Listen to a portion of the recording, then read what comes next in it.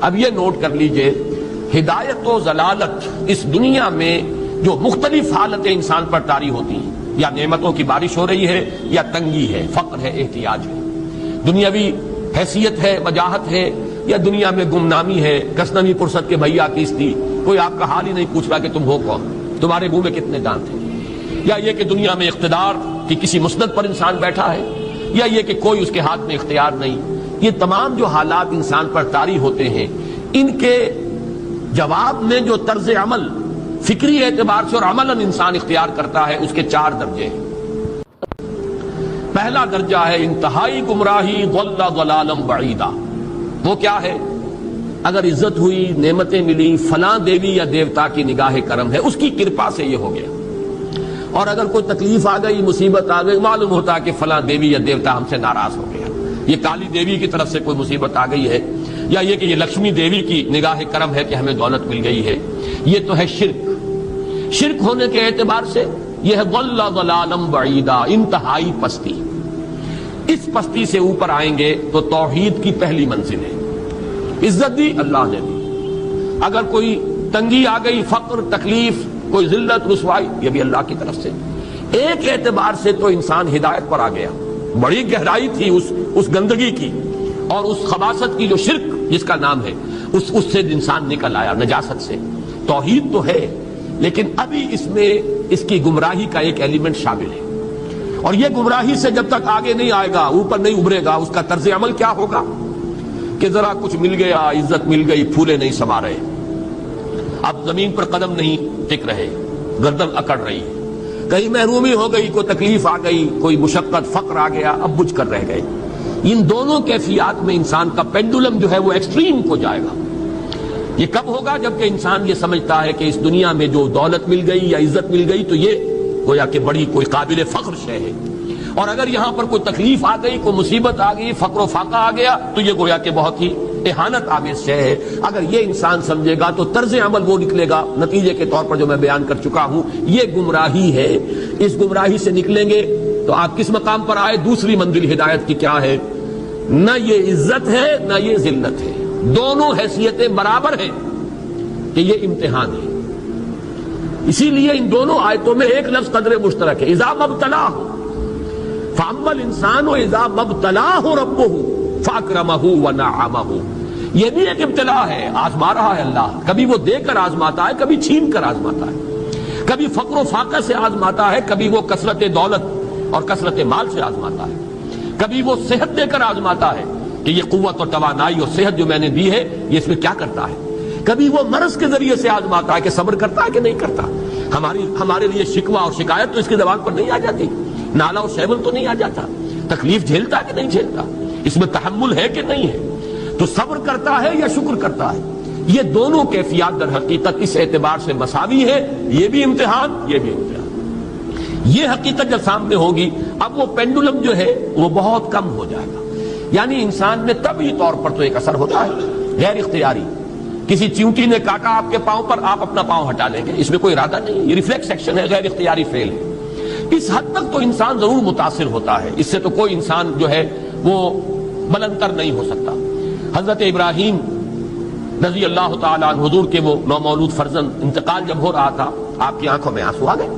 اب یہ طبعی اثر ہے، ایک فعل ہے، انفعالی کیفیت ہے جو بالکل طبعی ہے، لیکن یہ نہیں کہ اس کی وجہ سے انسان کی زبان پر کوئی شکوہ آ جائے، کوئی شکایت آ جائے، یہ نہیں ہوگا. یہ ایمان کے منافی ہے. اسی طریقے سے اگر کوئی خوشی ہوئی ہے تو چہرے کے اوپر ایک نکھار آ جائے گا، تبسم آ جائے گا، اس سے زائد نہیں. اس حد تک تو یوں سمجھیے کہ انسان کا طبعی تقاضا ہے. اس سے زیادہ یہ پینڈولم اگر سوئنگ کر رہا ہے تو گویا کہ اس حقیقت سے انسان محجوب ہے کہ یہ بھی امتحان ہے، یہ بھی امتحان ہے. جو ہم سورہ حدید میں پڑھ چکے ہیں، ما اصاب من مصیبت فی الارض ولا فی انفسکم الا فی کتاب من قبل ان نبراها ان ذلک علی اللہ یسیر لکی لا تعصوا علی ما فاتکم ولا تفرحوا بما آتاکم. اللہ تمہیں کچھ دے تو اتراؤ مت، اللہ تم سے کچھ چھین لے تو اس کے اوپر افسوس مت کرو.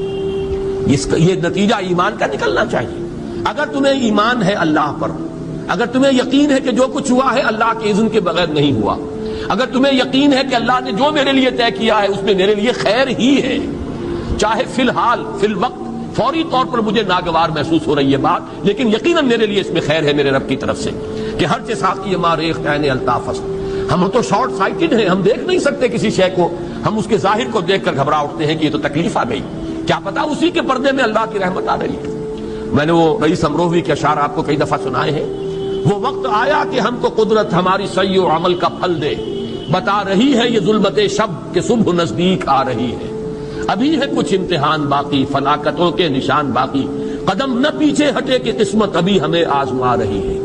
رئیس اہل نظر سے کہہ دو کہ آزمائش سے جی نہ ہارے، جسے سمجھتے ہو آزمائش وہی تو بگڑی بنا رہی ہے. اسی آزمائش سے تو بگڑی بنے گی، اسی سے تو تمہارا خیر جو ہے اجاگر ہوگا، سامنے آئے گا، پتہ چلے گا who's who, what is what. ابو بکر میں کتنا یقین اور ایمان تھا، یہ کیسے معلوم ہوگا؟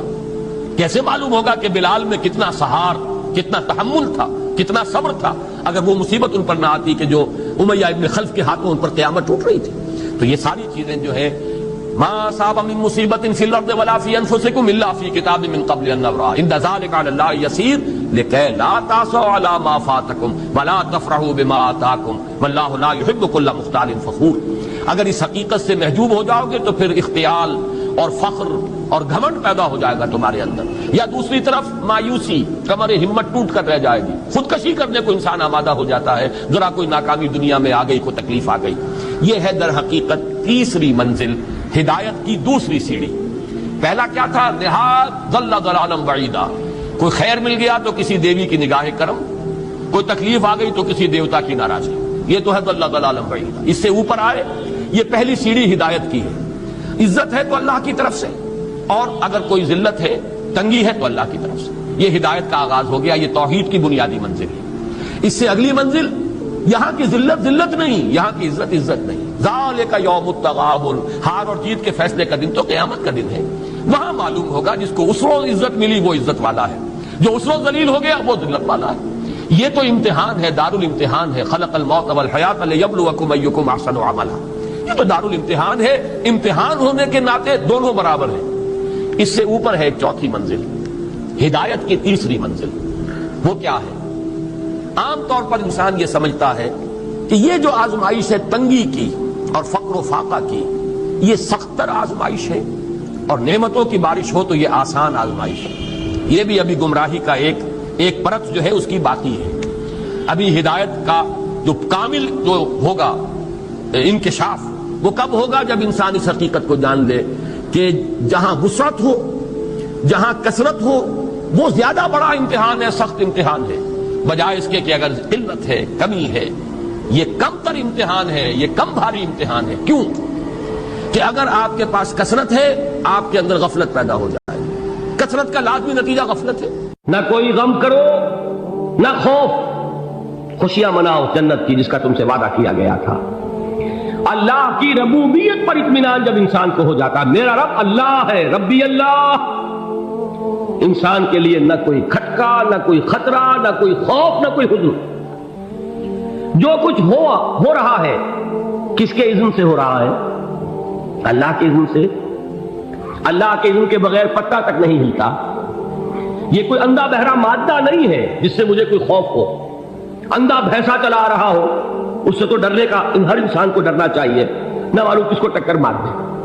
لیکن نہیں، اس کائنات کو چلانے والا ایک سمیع و بصیر خدا ہے. وہ جو میرا دوست ہے، میرا ولی ہے. اللہ ولی الذین آمنوا یخرجہم من الظلمات الی النور. اللہ اہل ایمان کا ولی ہے، ساتھی ہے، پشت پناہ ہے، مددگار ہے، حمایتی ہے. بتائیے جسے یقین ہو جائے کہ اللہ میرا مددگار، اللہ میرا محافظ، اللہ میرا پشت پناہ، اللہ میرا حمایتی، اس کے لیے کوئی خوف ہوگا؟ اس سے کوئی ڈر ہوگا؟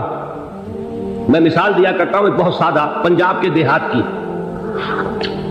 تو بڑا چودھری ہے اور کوئی غریب کسان ہے. اس غریب کسان کی کہ جانوروں کو ہر وقت اندیشہ ہوگا چوری کا، کوئی میری بھینس کھول کر نہ لے جائے، کوئی میرا بیل کھول کر نہ لے جائے. لیکن جس کے بارے میں یہ سب کو معلوم ہو کہ وہ جو بڑا چودھری ہے وہ اس کا دوست ہے، اس کی بچیا کو کوئی خوف ہوگا؟ اس کی بھینس پر کوئی ہاتھ ڈالے گا؟ اسے کوئی اندیشہ ہوگا؟ نہیں. کیوں؟ کہ وہ بڑا چودھری، بڑا اس کا یہاں کا سردار، جاگیردار، سب کو معلوم ہے وہ میرا دوست ہے، کوئی میرے خلاف اقدام نہیں کر سکتا. اس دنیا میں یہ چھوٹی سی بات اگر آپ کے دلی اطمینان اور سکون کا باعث بن سکتی ہے تو ذرا تصور کیجئے. میں لفظ تصور استعمال کروں گا صرف اس لیے کہ اس کا ہم جس کو کہتے ہیں ادراک اور شعور کر نہیں سکتے، اگر کے ساتھ کر سکتے. اگر یقین ہو کہ اللہ میرا مددگار اور یقین ہو کہ اللہ ہر آن میرے ساتھ ہے، پھر کوئی خوف کس کا خوف؟ کوئی شے اللہ سے بالا تر ہے؟ کوئی قوت اس سے زیادہ طاقتور ہے؟ کوئی اس کے ارادے کو بدلنے والا ہے؟ کوئی اس کی مشیت کے آڑے آنے والا ہے؟ یہی بات ہے جو حضور نے فرمائی. یہ ایمان کا حاصل ہے لب لباب کہ دیکھو اچھی طرح اس بات کو ذہن نشین کر لو. اگر تمام انسان مل کر تمہیں کوئی نقصان پہنچانا چاہے نہیں پہنچا سکتے مگر جو کچھ اللہ نے لکھ دیا ہو، اور تمام انسان مل کر تمہیں کوئی نفع پہنچانا چاہے نہیں پہنچا سکتے مگر وہ شے جو اللہ نے طے کر دیا.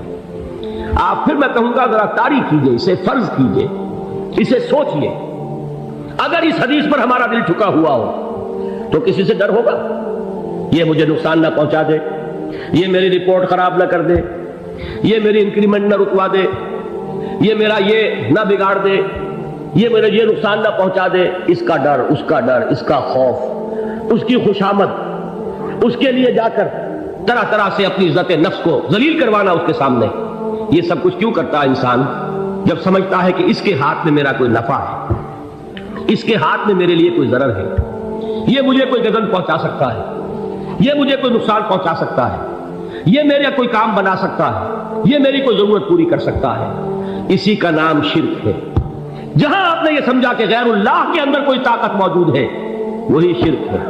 بتوں سے تجھ کو امیدیں، خدا سے نومیدی، مجھے بتا تو صحیح اور کافری کیا ہے.